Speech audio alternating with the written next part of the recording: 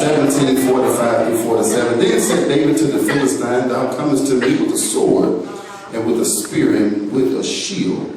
But I come to thee in the name of the Lord of hosts, the God of the armies of Israel, whom thou hast defiled. I'm cutting it down. This day will the Lord deliver thee unto my hand, and I will smite thee and thine head from thee, and I will give the carcasses of the host of the Philistine this day unto the fowls of the air, and to the wild beasts of the earth, and that all the earth may know that there is a God in Israel. Verse 47, and all this assembly shall know that the Lord saveth not with the sword and spear, for the battle is the Lord's, and he will give you into our hands. I want to talk to you for a few moments. Yes, I can. That's simple, isn't it? Right? Yes, I can. Because when I took this test, Missionary texted me and said, we're going to talk about we having the victory. Amen. How many people here know that you already won? When you were asleep last night, amen, you was closest to death than any point that you were in your life living now, because you were already asleep. You were already unconscious. Are you listening to me? Amen. It was easy for the enemy to come in and just take your life while you were asleep. But God, with his infinite power, grace of love, touched your body.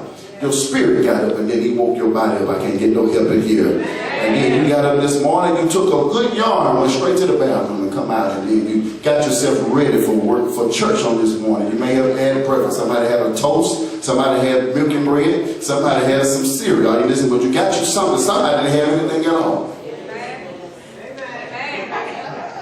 But I came to church this morning with a mind stayed on him, that he would keep me in perfect peace and keep my hunger unsubjected. I can do preaching, and I'm going to stop by somebody and get me something to eat. Are you listening to me?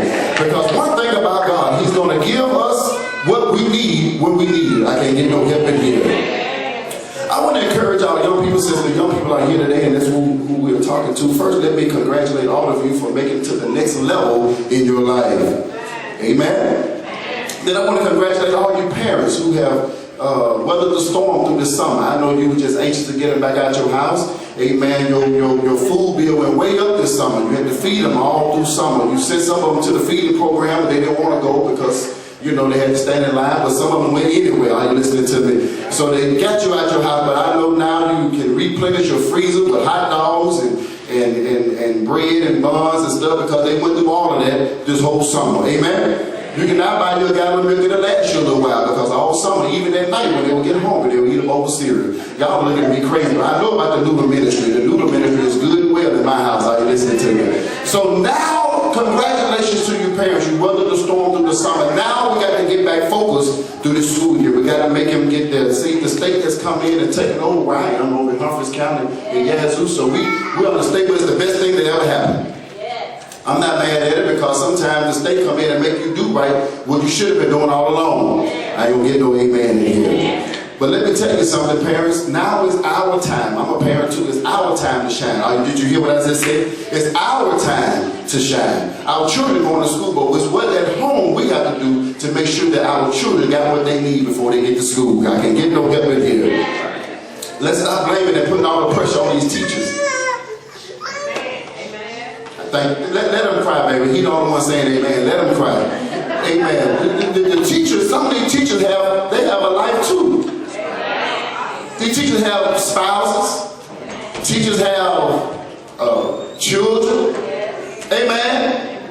Amen. And we send our children to school, and well, I'll talk about it in a bit. Okay, so we still have a lot to learn, and don't ever feel like we know it all. Somebody say amen. In spite of what it looks like, all of our youth are not lost. We have some saved young people. There are some Holy Ghost filled young people. And there are some young people who want to be saved. Somebody say thank you, Lord. Let's see if I can encourage a few of you, and then we'll go a little further. I'm cutting this short. Amen. Revelation 3:20 says, behold, I stand at the door and knock. And if any man hear my voice and open the door, I will come into him and will sup with him, and he with me. Some of our young people desire to be saved. That's why 2 Corinthians 5:17 said, therefore, if any man be in Christ, he is a, come on, y'all talk back to me, he is a new creature. Old things have passed away, but behold, all things become. Somebody need a fresh start. Somebody want to start over. This is a brand new school year. We can all start brand new. Are you listening to me? Those of us who want to go to the workplace tomorrow. Tomorrow is Monday. Today is the first day of the week. We can go tomorrow starting brand new. Are you listening to me? Amen. Some of you young people are the first in your family to even to graduate from high school. Can I talk a little while? Some will be the first to graduate or complete college, and some of you will be the first to complete a job orientation. Some of you will be the first to complete anything in life, but through it all, embrace your possibilities. Somebody say amen. Think positive to get positive results. Some of you have to deal with some rough and tough stuff in your youth. Temptations are everywhere. Somebody ought to talk back to me. Some of our youth have been lied on. How many of y'all been lied on? Raise your hand. How many of you know for sure you've been lied on? Put your hand down. How many of y'all lied on somebody? Yeah, see you now. Come on. Everybody not want to tell the truth. Amen. Somebody you've been cheated on, and don't y'all say you too young to have a boyfriend or girlfriend. They have it. Too late. They already have them. Amen. Some have been physically abused. Some have been verbally abused. Some have been sexually abused. Let alone some are raising themselves. I'm not talking about what I heard or saw on TV. I'm talking about what I know. If you don't believe me, go to school and watch them in the cafeteria. They eat their food, and they eat anybody else's food, and then finish their plates. Because they know when they get home, there's nothing. And it's not all the time that their parents are strung out on drugs and alcohol either. Amen. Some come from single home parents. Some of the females are doing 2 or 3 jobs trying to make it. Some men working 2 or 3 jobs and trying to, let me put us men together. Y'all think you women all on the one working. We work too. Men are working 2 or 3 jobs trying to make it work because some of these women trifling. I'm going to speak up for the men today.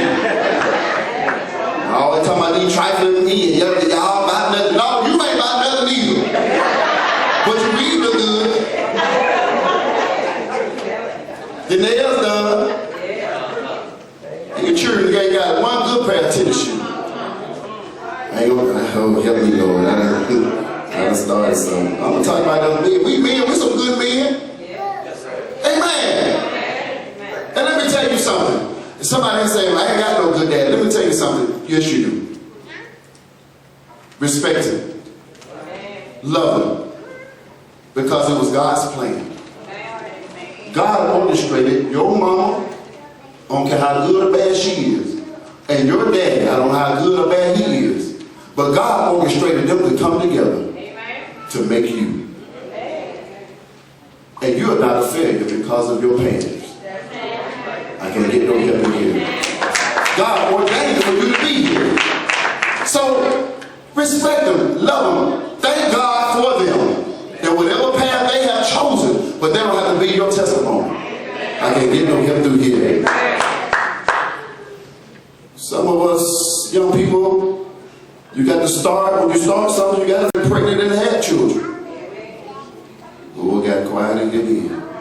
Some of them, I'm going to close my tongue. Some of them get scared now. Because they don't know. It's comical, but it's true. What month are we in? August? August, September, October, November, December. You're right. Come May, just look around the church. Say that, Elder. And don't be ashamed. That's right. Don't be ashamed. And let me tell y'all church people something. You church folk. And don't ridicule them when they come to church. And they better stick out there. You know they got no hood. Welcome on to church.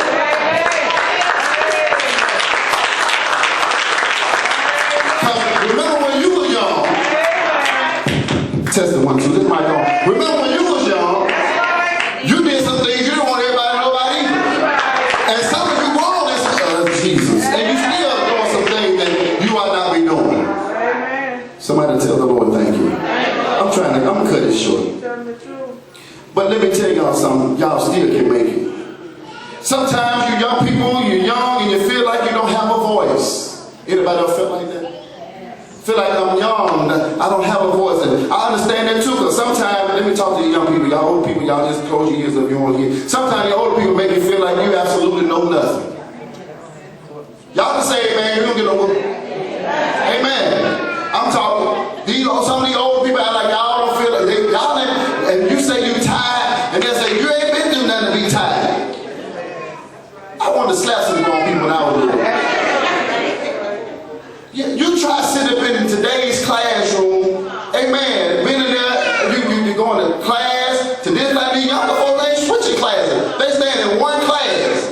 Only thing they do is go in the bathroom, they may go to the library, they may go to music, they may go to PE, they may go to the cafeteria, and that's it. And they sit and listen to one person or 2 or 3 people all day for 8 hours. And you tell me, hey, ain't nothing, I can do that. I've been at work 8 hours, switch places. I can prove my point because when the manager tells you that we need to have a meeting, amen, we have a meeting, you can't stay woke 5 minutes. Come on here. You teachers in here looking at me crazy. Y'all, they have faculty meetings. Amen. After the first 10 minutes, they be like, no, girl, I'm ready to go. You want the children to put their cell phones up, but while you're in the meeting, you texting too. Testing 1, 2. The teachers hear me. How do you expect these children to do something that you can't do? You got, woo. I might not ever come back here. Lord. Children, y'all can talk back to me because I can't save you when you leave these 4 walls. Y'all talk back to me. These parents are something serious. Who get a whooping? Who get a whooping? Who gets? Come on, don't who get a whooping or has gotten a whooping? That's what, thank you. Because I'm raising my hand too. I got an auntie right there. She look at her guilty. Thank God for my auntie being here today. Look at her. I used to want, let me come down here. Don't nobody mess with me. I used to wonder why in the world, I'm going to preach in about 2 minutes. I used to wonder why in the world when you get a whooping, and the whole time you get a whooping, they talking.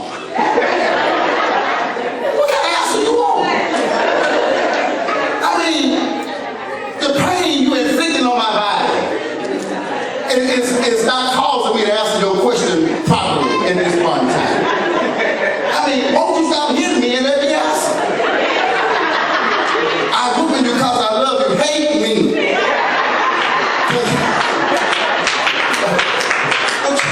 I'm trying to see something here. So, you whooping. I mean, you know, you can't be still. I mean, do I got to whip anybody? Come on, chill, talk to me. You can't be still. You got to move. You know, and anybody got to look like their daddy? Anybody? Worst one thing. Your mama just been a whooping until she got mustard. I mean, she just whipping. You just running around in circles. Pastor, you just jumping up and down. You don't do that much in church. Come on here. Didn't I tell you? What? Yeah, you screaming. I mean, it sounds like church going on. Didn't I tell you? Yes. And you just, yeah. Mama get tired, gotta take a 3-second break. Change home. Every time I think about it, I want to beat you some more. Daddy, 5 lick minimum. It's okay.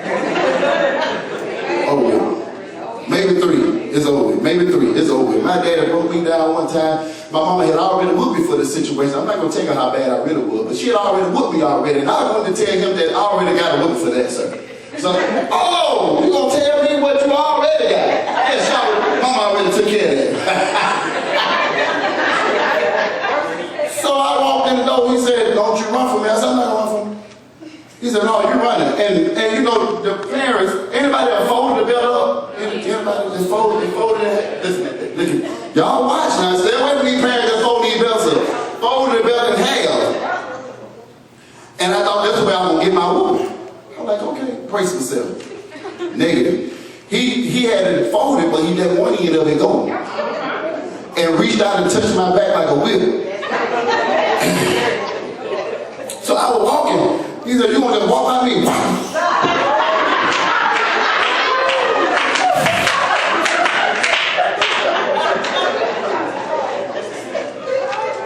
One leg broke me down. Now it would take my mom about 10 of those to get me to that point. But one, Where am I going with this? Be obedient to your parents.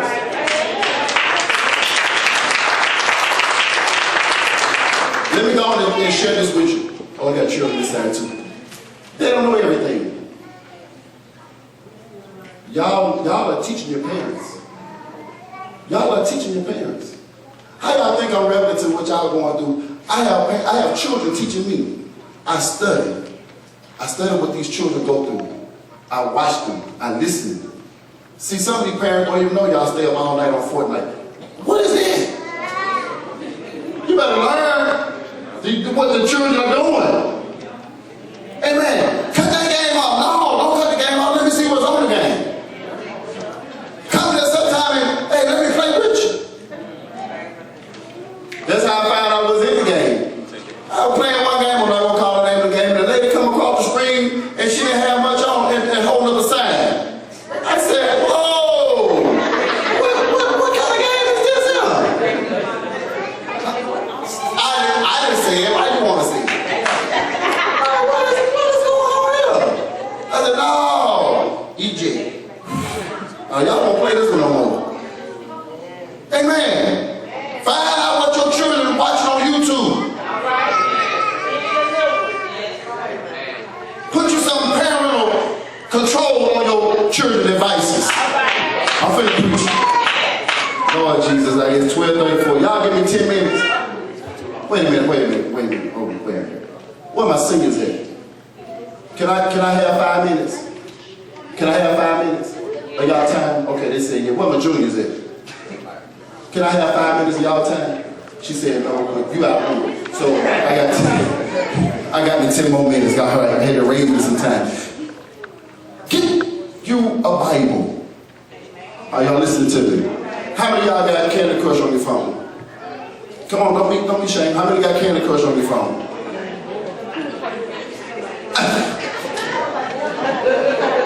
Nobody got Candy Crush on your phone? How many got any games on your phone, period? Spades, dominoes. Okay. How many got a Bible app on your phone? Thank you. Come on, y'all give yourselves a hand. You got to have a Bible app on your phone as well. Amen? Because what we got to do is get a real relationship with God. Can I preach? And you got to be filled with the Holy Ghost. David here in the text was the youngest boy. David was running back and forth from taking care of the livestock back towards his older brothers to check on them and to give them what they needed for battle. His brother was already a part of Saul's army and was getting ready to go and fight the Philistine. But let me tell you something, David wasn't afraid because he knew that God was with him. Young people, let me tell you something, with this school year, don't be afraid. Don't worry about your past failures because what's in your past is in your past. And the devil always want to bring up your past. But I come to tell you today that whenever time the devil reminds you of your past, you remind him of his future. Because the Bible said that he's already going to be doomed to hell. I can't get no help in here. And what he's doing is going to and fro seeking who he can take along with him. I'm not going with the devil because I want to go wherever Jesus is. I want to go back with him when he comes. Come on, somebody give the Lord a hand of praise.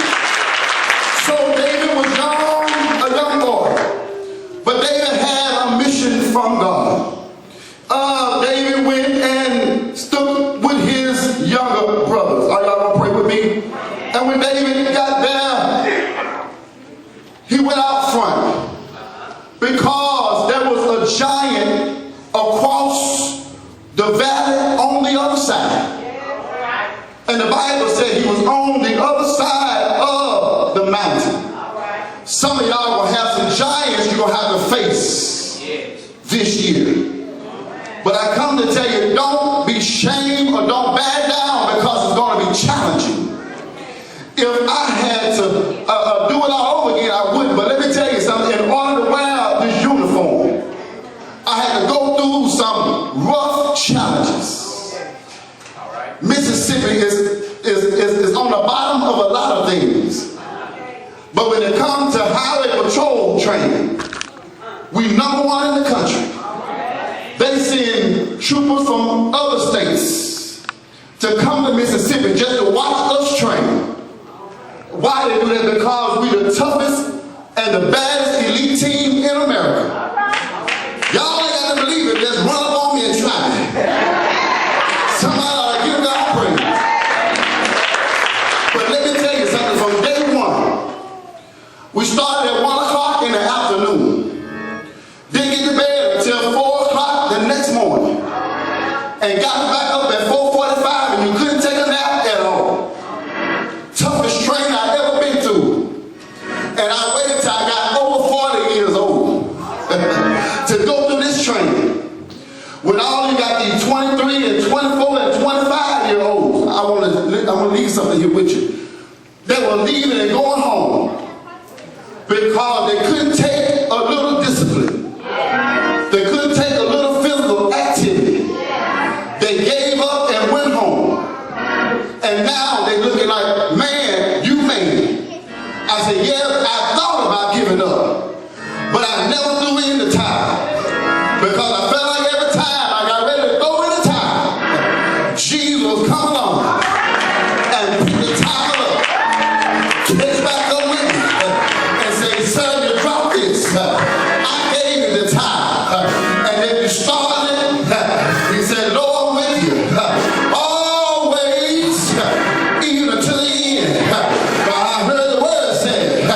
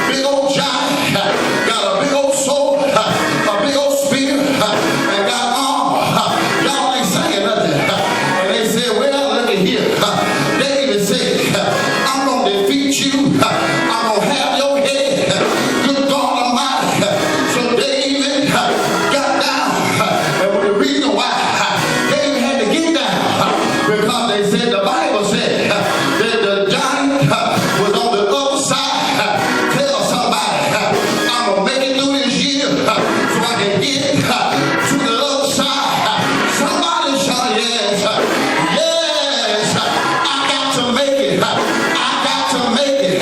You say it to yourself. Put it in the atmosphere that I'm a victory. I'm going to win. And everybody around me that believe like I believe is going to win. Shout yes.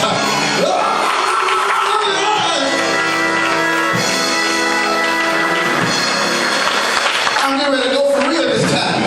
So David took 5 smooth stones, put them in his backpack here, got out there. David went down.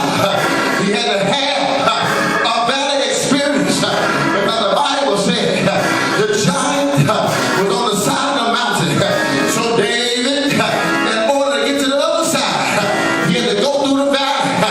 Good God Almighty, sometimes before you get to graduation, you're going to have to go through the valley. Somebody shout yes.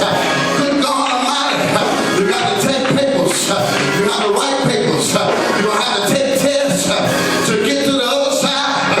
Somebody shout yes. You're going to have projects. Look like it's impossible because every day when I was in the academy, I wanted to quit and go back home, but I kept my mind on the end result. I said the only way that I can wear that uniform, I got to keep on toiling. I can't quit now. I had 5 whole months to be out there in Pearl with no cell phone, no computer. I was listening to me.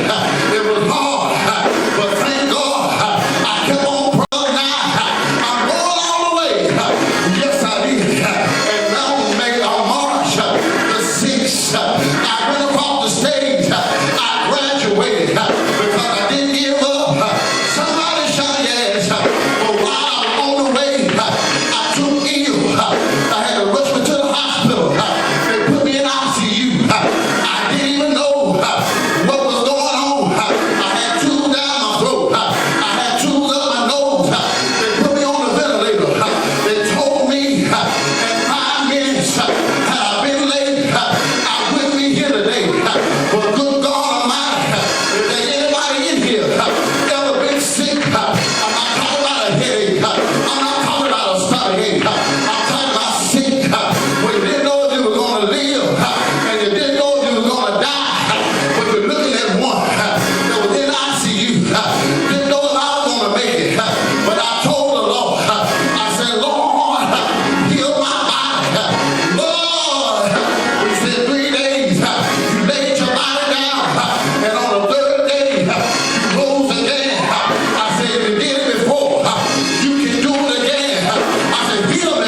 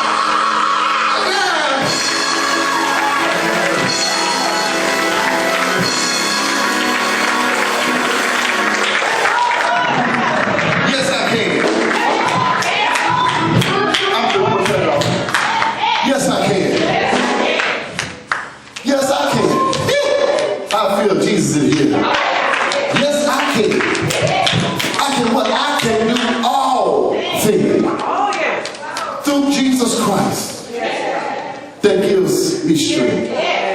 Now, I have to leave you. I'm going to close. In my closing, I promise the Lord one thing. Everywhere I go, I have to share this testimony. Y'all got 2 more minutes? Amen. That clock right? Okay. All right. Everybody going to the lunch basket?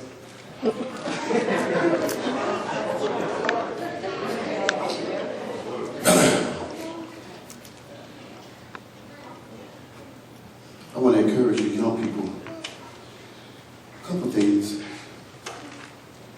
Stay out of trouble. Don't be easily influenced by the older ones and the ones that you think are your friends.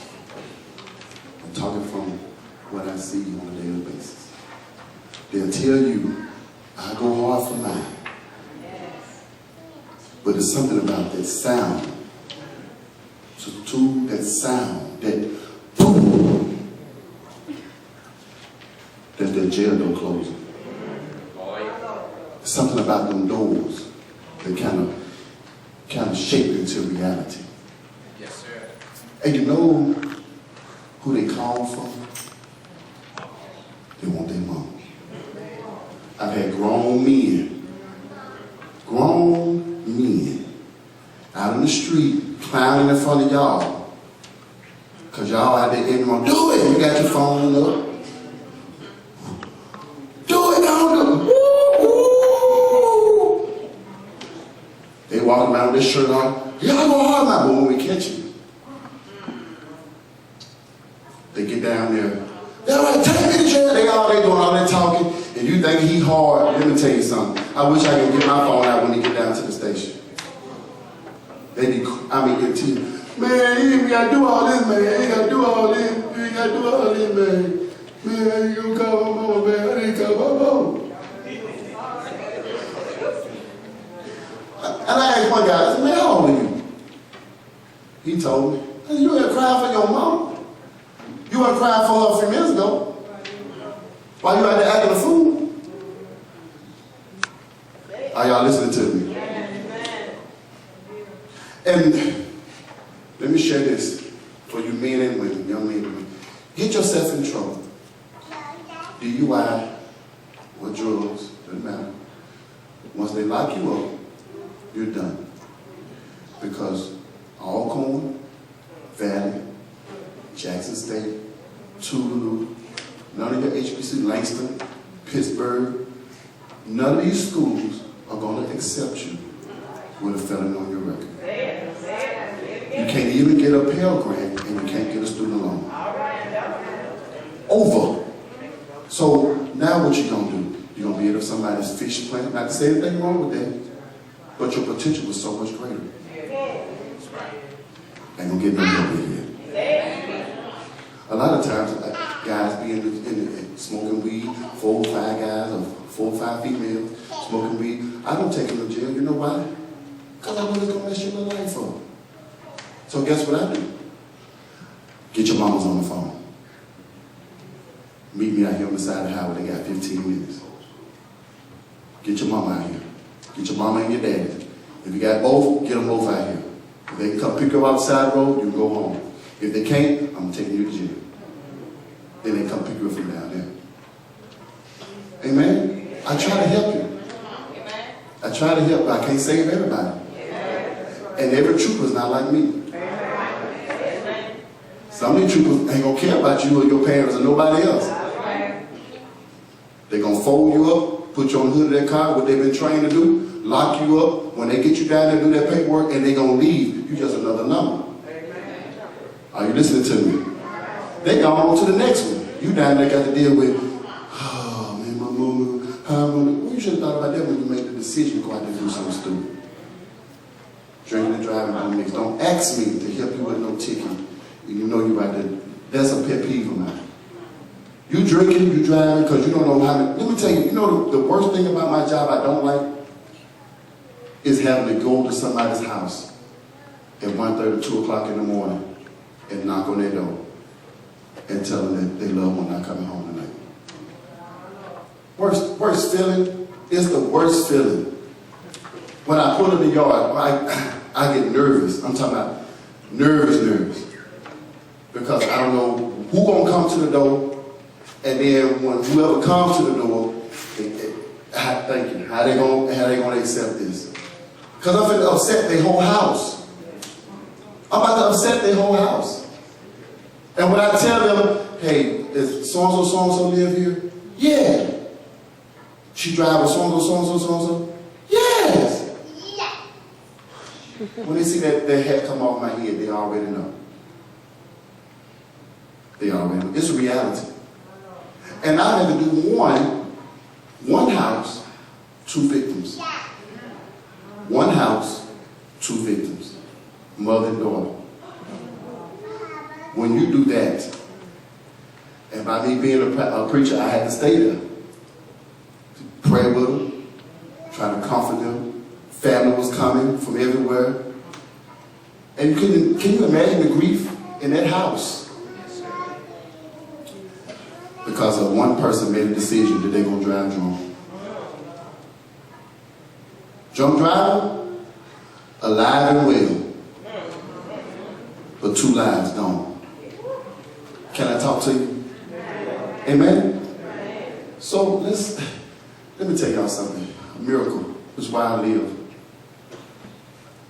You girls and guys, I know we tell the girls all the time, y'all keep y'all dresses down, baby. Don't tell these guys to keep their zippers up.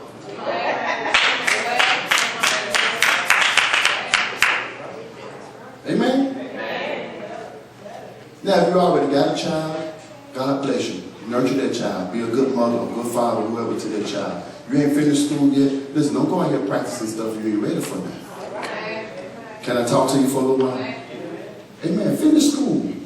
Get a job so you can benefit and help. Because let me tell you something. The EBT cards ain't be around forever. Let me just tell you the truth. They weren't made for us no way. So now when the money gets short, who you think gonna cut first? I'm talking, listen, Medicaid ain't gonna be around forever. I enjoyed it when I had it. I did, I sure did. My baby was born, I said, woo, thank God for Medicaid. I couldn't pay no bills. When my miracle was born, we're talking about $400,000 or $500,000 bills we had. Because she stayed in the NICU. Who gonna pay that? Thank God for the good meat. But what's gonna happen when it runs out? Work. Work for earning what you get. Let me share this with you.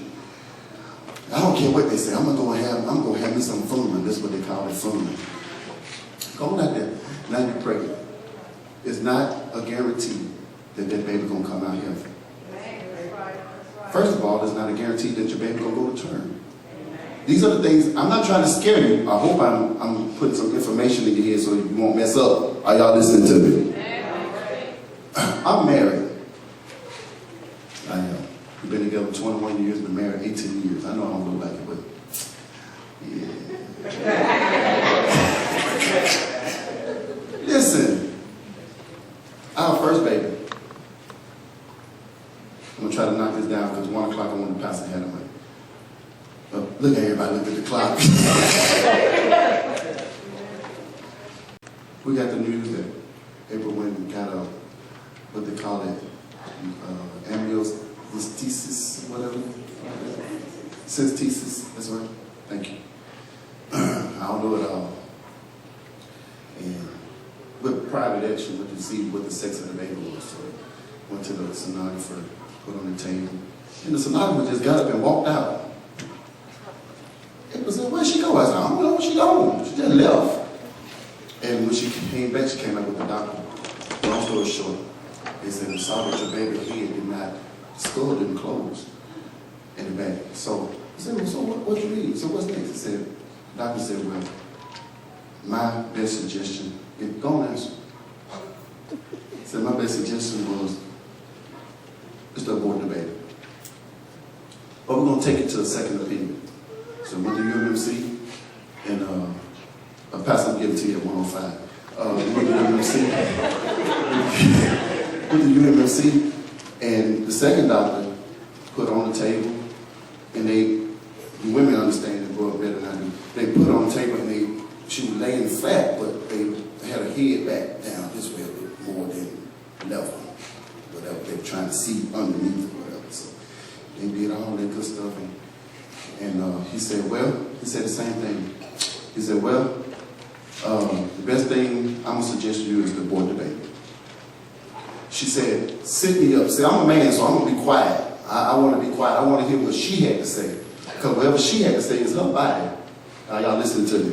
But whatever she say, that's what I'm going to support. Are you listening to me? She said, set me up, set me up, set me up. So she got up. She said, abortion is not an option. Now I knew I could go to work. So let me tell y'all something. Let me tell you guys something. You could be married or young, but we have messed the system up so much. They wouldn't even talk to me. We were married. The doctors and nurses came in and wouldn't even acknowledge I was in there because they have all these young people that's coming in there that are not married and having these babies. So the nurses act like, Pastor, they act like I was a no factor. So I had to assert myself. So one of the nurses was paying by me, hey, Miss Watts, you don't excuse me. Yeah, I'm her husband. And she just looked at me. I said, yeah, because all y'all come, I just told them, I said, all y'all come here like I'm not here. That's my baby too. I ain't do nothing to her. Because I know they were looking at me like it's my fault. I said, I ain't do nothing to her. I love my wife. I don't beat my wife. But I'm about to beat you if y'all don't stop coming here. Now like I'm standing here, then you're going to send me a bill you want me to pay you. You know she ain't working. Let me stop. So, long story short, it got time for us to have a baby. America was born with 60% of her brain outside of the back of her head.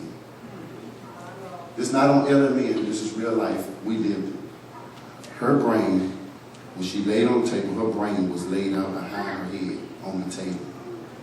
60%, that's most of her brain, was out on the table, exposed. Y'all got it? I'm making it a little graphic because I want you to understand something. What you do with your body and your life can make an everlasting impact on your life. This is not real. I mean, fake. This is real. This, like Trump said, this is not fake news. This is real life. They didn't even know what to do for her because they hadn't had an encephalocele case in over 10 years. 10 years, you got all new doctors, all new nurses because they transfer in and out. That's a university hospital. Are you listening to me? So they took her to the NICU, put her in station 1. That's the most critical part. They put her in the aisle, station 1. They didn't know what to do for her. So they put a blue sterile towel over her brain, and she was still there. They put on life support. She was just there.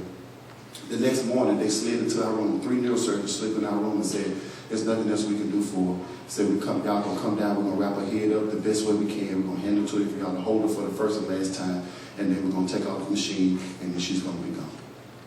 We're on a funeral home there in Bells.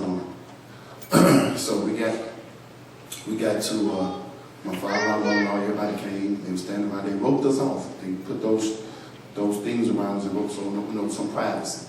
I rolled April down, and we all got down there and picked the baby up, gave her to her, and she rocked, and we introduced ourselves. I was daddy, she mama, and we sung, Jesus loves me.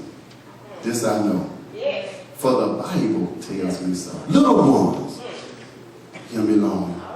They're weak, but he is strong. Yes! Jesus loves me. And we got to do singing, and while we were singing, Holy Ghost came to me and said, 12 o'clock, take off the ventilator. I didn't question God.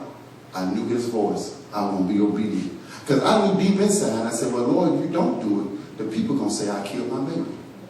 But I said, but you're not going to let your testimony go out like that. If you told me to do it, I'm going to do it. And at 12 o'clock, I told the doctor to take off.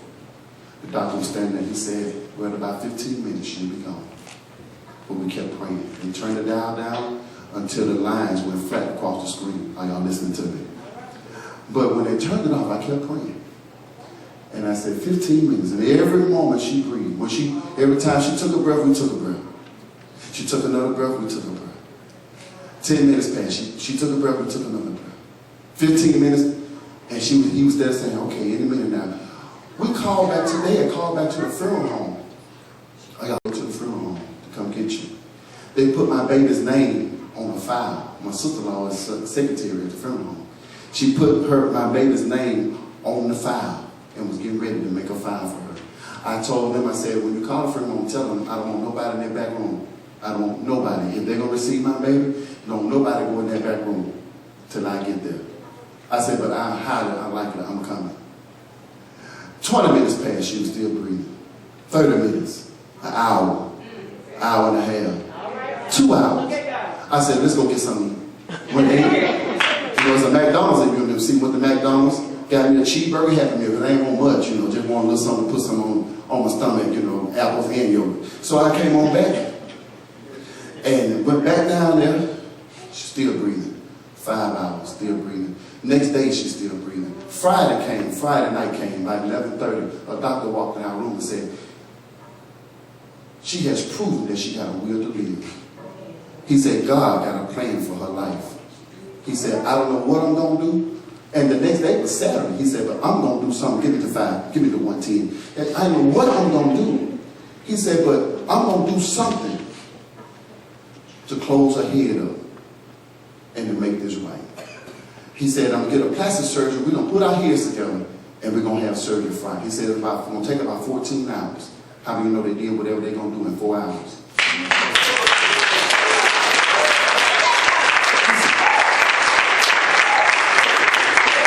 Y'all want to hear the doctor's names? The neurosurgeon name was Dr. Parent. P-A-R-E-N-T, Dr. Parent. And he was a preacher. The plastic surgeon name was Dr. Angel.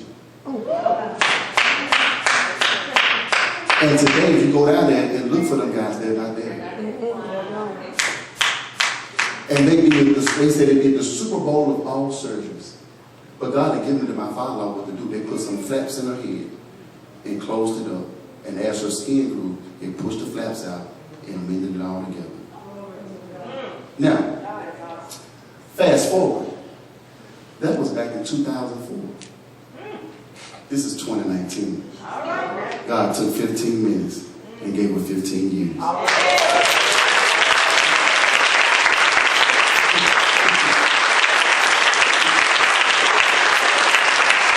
And let me tell you something. Today, she still doesn't have a skull back there. Her skull stops right here. Her skull stops right here. All of this, and you see all the hair on her head, all it is her hair on top of skin, and you feel like that. It's just her brain. It's just as soft. It's just her brain inside the skin, but her hair go all the way down her back. 15 years old. No skull. Skull stops here.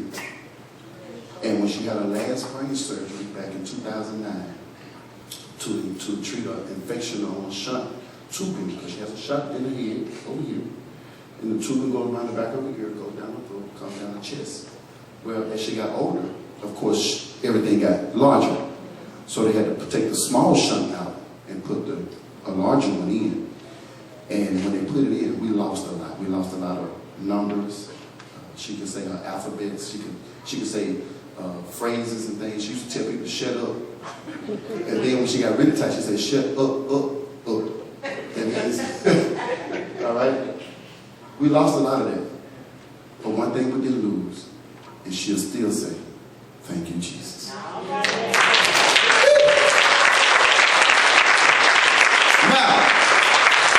here's my child to you.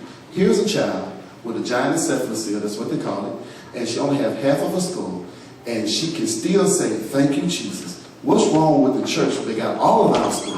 We got all of our money. We've never been in the hospital. Some of us have been sick. And we come to church and do everything we want to do and still open up our mouths and say, thank you, Jesus.